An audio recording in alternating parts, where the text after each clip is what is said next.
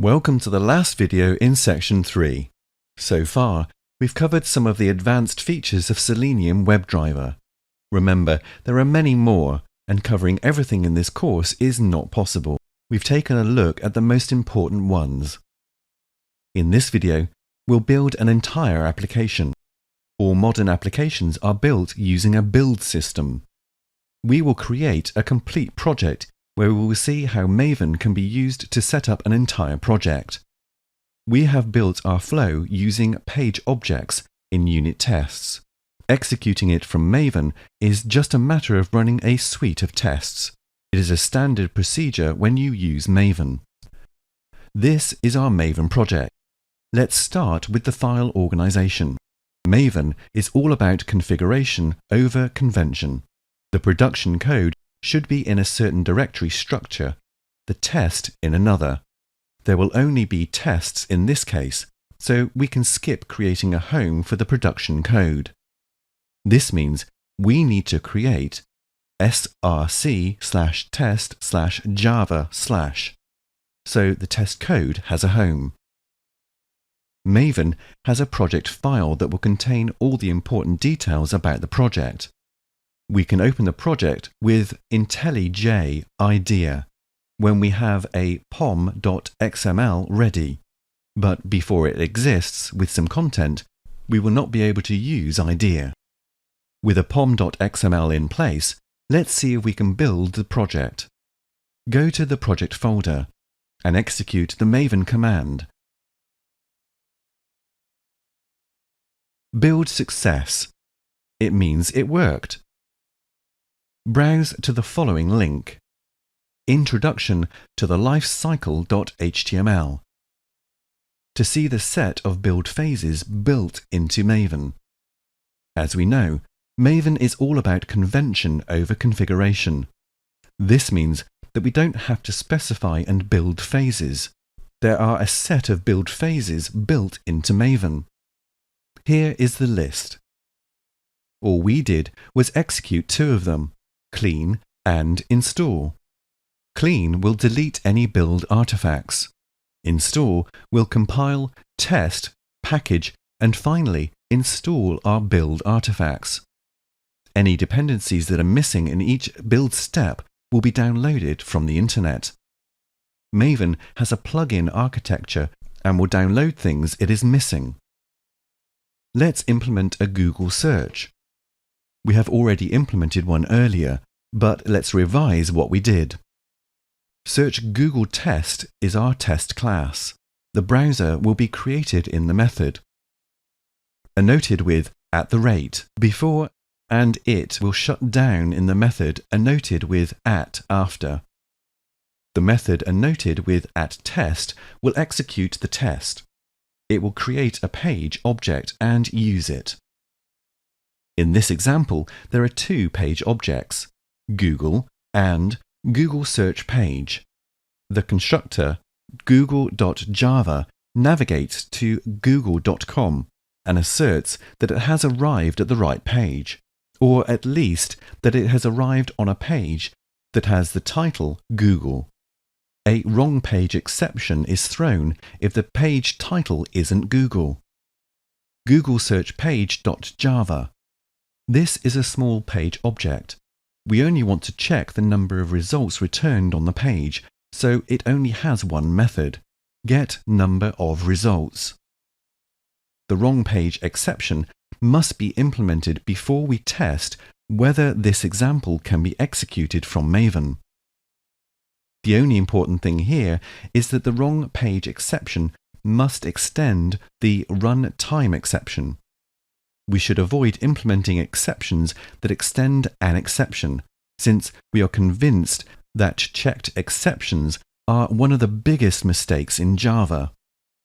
With all the pieces in place, let's rerun Maven and see if we are able to search for Mastering Selenium Testing Tools on Google. Go to the project folder in command prompt and execute mvn clean install.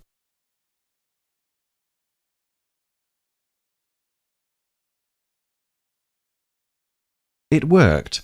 We have a successful build. Firefox was started and Google was searched in. This is great.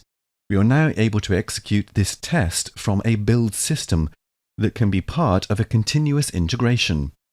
It can even be extended to be part of a delivery pipeline. Let's set up a continuous integration server and show how a change can be picked up. In an ideal world, a test project should be executed as soon as there has been any change in the system you are building. Such a practice is called continuous integration and is a standard practice in agile teams. A continuous integration server is able to poll a version control system and start a build when a change is detected. This means that we must use a version control system where we commit all changes to the code. Remember, the tests are also code and must be checked as well. These changes will be picked up and a build will be performed. We will use the simplest possible approach and use Git globally. We will also run Jenkins locally. Jenkins will be able to pick up any changes we commit and execute a build automatically. We will start with placing the example under version control. Make sure you have installed the Git. I have downloaded the Git from git-scm.com/downloads and installed it successfully on my Windows machine. Open Command Prompt and go to the project directory. Execute git-version to verify the Git installation. It looks okay. My Git version is 2.6.3. Now, let's execute the command git init. The system is now under version control. Let's see the Git status by executing the command git status. So, there are some untracked files. These should be added to the Git. Execute git command add space dot. Now, let's check the status again. So, all files are ready to be committed. Let's commit pom.xml first. The command is git commit pom.xml-m, my first pom.xml. So, pom.xml has been committed. Let's check the status once again. The pom.xml has been committed, and the rest of the Java files are being prepared to be committed. Let's commit those files, git commit -m, all Java files. It looks good. All the files have been committed successfully. And let's see the status yet again. On branch master, we see that there is nothing to commit, and the working directory is clean. It means all the files have been committed successfully to the Git repository. I have created a repository on github.com at the following location. We should push our code here, so that Jenkins can pull the latest code from the global repository. We should use this command to push our code in the global repository. Open the command prompt, browse to your project directory, and execute the following command. Git remote add origin git at github.com:rip on al wazim /chapter3_9.git. Chapter3_9 is our global repository. Let's execute it. Now execute git push -u origin master. There you go. Now our code has been posted on the global repository. Our next step should be to start a continuous integration server called Jenkins. But before that, let's download it. I have downloaded Jenkins from jenkins-ci.org. For my Windows machine, it has been installed successfully. Go to the install directory of Jenkins and execute the following command to start Jenkins.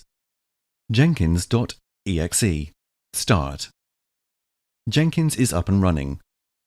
We should now have a web application on port 8080. browse localhost:8080 in your browser. The next step is to configure a job in Jenkins. We'll call our project Chapter 3_9.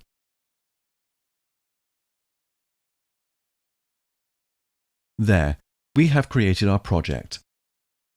We will also set the job to trigger on changes in the version control system. We will set it to poll every minute. Jenkins can't check for changes continuously, but once every minute should be enough for us. Our next step, when the job is in place and configured, is to commit a change and see that job is executed. Let's configure our project now. Select Git as your source code management option. Set your repository URL as follows. Enter your credentials here. I have also mentioned the repository browser here with its respective URL. Let's set up the schedule for poll SCM as 1 minute in the following manner. The root POM should be mentioned here, and the goal and options should be clean test. And that's all that is required for now. Our configuration is done. Now is the time to see the effect of any change in code in Jenkins after pushing the code on GitHub. The Jenkins job is in place and configured. Now, let's see whether the job has been executed. We'll do that by introducing an error. Let's change the title of Google Homepage to an incorrect one. The correct Google title is Google. However, let's change it to something else. This is a wrong title, so an error should occur while execution. Let's commit the code after changing it. Let's check the Git status before that. As you can see, one file has been modified. It's the google.java file. Now, let's add this file to the repository. Git add space dot, press enter. Then, git status, enter. The google.java is now ready to be committed. Let's commit it. Type git commit -m and add a message, wrong title of Google. The file has been committed successfully. Let's see the status again. Nothing to commit. The working directory is clean. Now, let's push our code in our global repository. Type git push.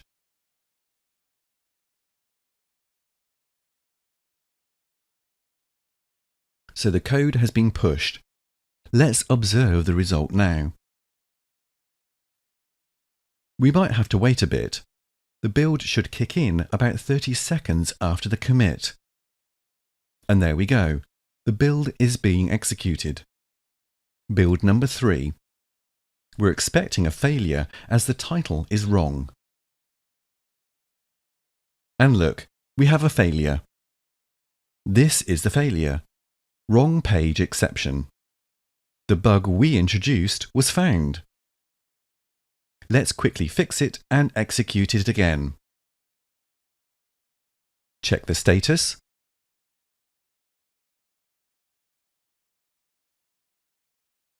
Add the file. Check the status again. Commit.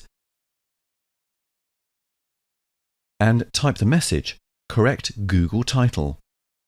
Let's check the status again. And finally, push to the global repository. Let's see the next build and hope that the bug is fixed.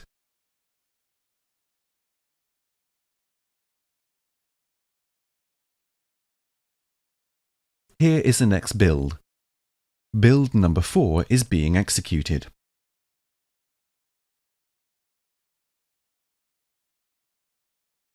And it was successful.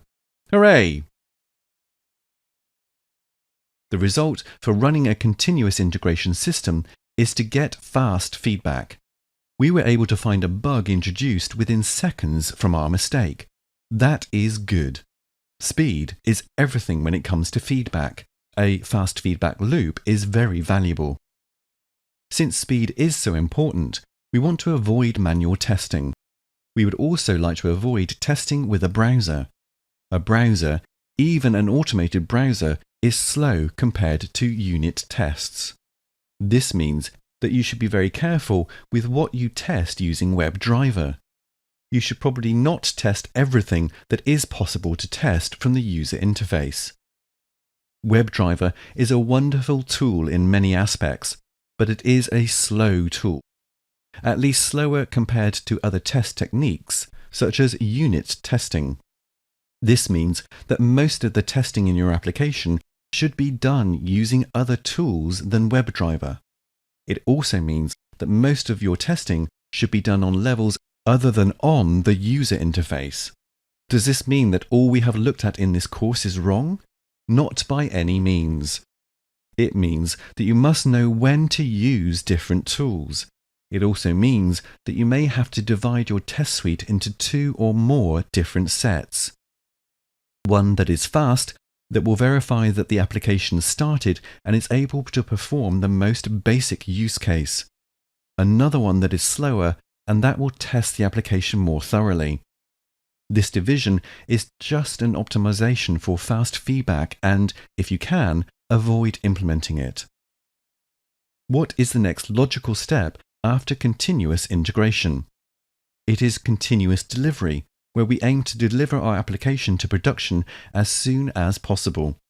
This is, however, out of scope for this course. But the short description would be to take the artifacts that were verified and make them available to your customers. If you make your product available to your users in many tiny steps, you will get invaluable feedback of what they are using and what they don't use. You will also find bugs that you hadn't even thought about in your tests.